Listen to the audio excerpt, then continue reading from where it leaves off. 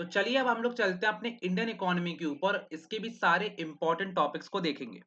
तो सबसे पहले मैं यहाँ पर चलता हूँ और हमने मैक्रो को ऑलरेडी कंप्लीट कर लिया है। अब इंडियन इको की बात कर लेते हैं। तो जो इंडियन इको आपका हो जाता है, इसमें सबसे पहले जो आप लोग को चीज देखना पड़ेगा that will be your first chapter. अब अगर मैं फर्स्ट चैप्टर की बात करता हूँ तो सीधे सीधे यहाँ पर आ जाता है आपका कि आपको लो लेवल ऑफ एग्रीकल्चर, यानी कि जो एग्रीकल्चर का स्टैग्नेशन था ना, इसके ऊपर आपको सबसे पहले एक क्वेश्चन आने के सबसे ज्यादा चांसेस हो जाते हैं। तो स्टैग्नेशन ऑफ एग्रीकल्चर बहुत अच्छे से कर लोगे। तो सेकंड टॉपिक आपका जाता है that is self help groups.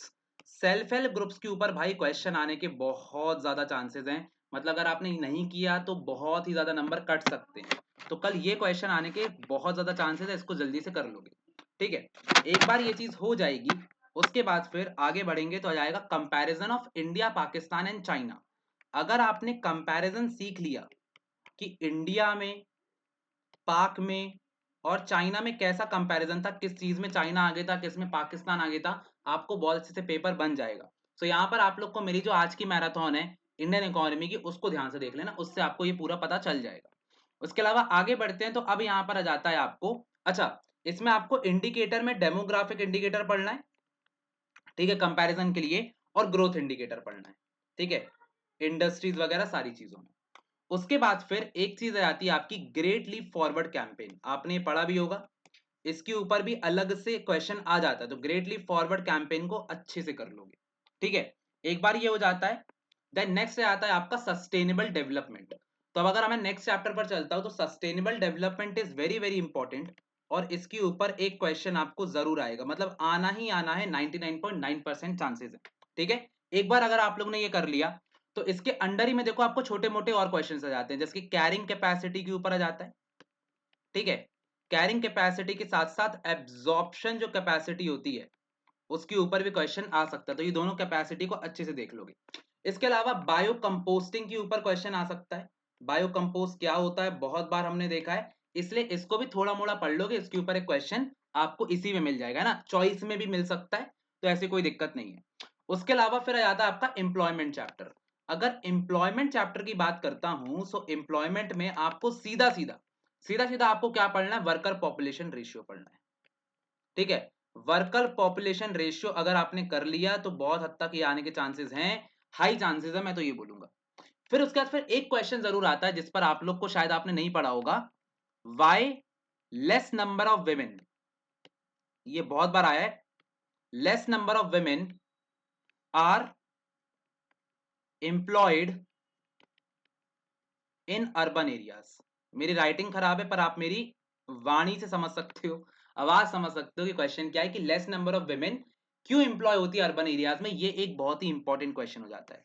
Second important question है इसी से रिलेटेड कि why less number of women, ठीक है, less number of women are employed in regular salaried, regular salaried employment. ये दोनों ही एक तरीके के क्वेश्चंस हैं, दोनों में से कोई एक क्वेश्चन आएगा, आने के बहुत ज्यादा चांसेस हैं, इसको कर लेना भाई, ठीक है। फिफ्थ आता है आपका 5 ईयर प्लान्स। 5 ईयर प्लान्स करना इज वेरी वेरी इंपॉर्टेंट।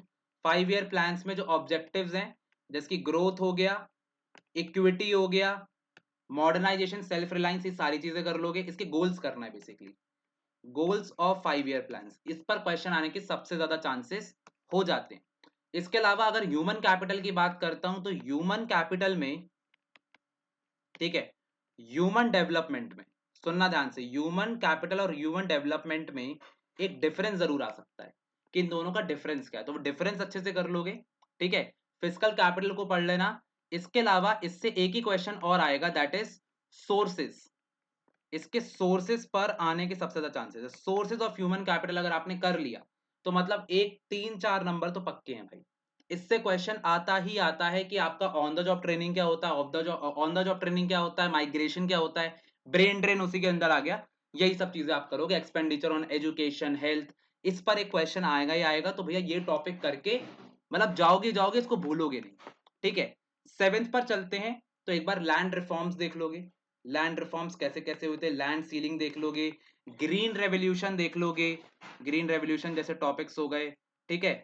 इसके अलावा ग्रीन रेवोल्यूशन के बाद आपका एक टॉपिक आ जाता है एलपीजी वाला, जिसमें आपको पता होना चाहिए कि लिबरलाइजेशन, प्राइवेटाइजेशन और ग्लोबलाइजेशन का मतलब क्या होता है। ठीक है। आईपीआर कर लेना, इंडियन इंडस्ट्रियल पॉलिसी रेजोल्यूशन, जो कि आपका 1956 में आया था।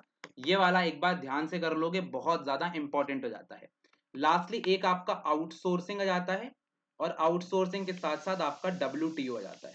अगर आपने ये सारे टॉपिक्स कर लिए तो कहीं ना कहीं मैं कह सकता हूं कि आराम से पास हो जाओगे, आराम से 95 प्लस भी ला सकते हो।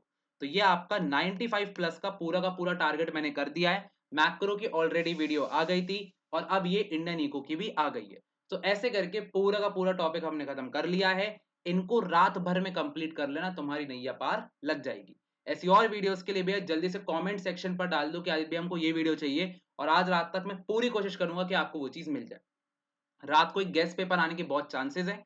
तो चलो भैया, मिलेंगे रात में, तब तक के लिए ऑल द बेस्ट, धन्यवाद, शुक्रिया, जय हिंद।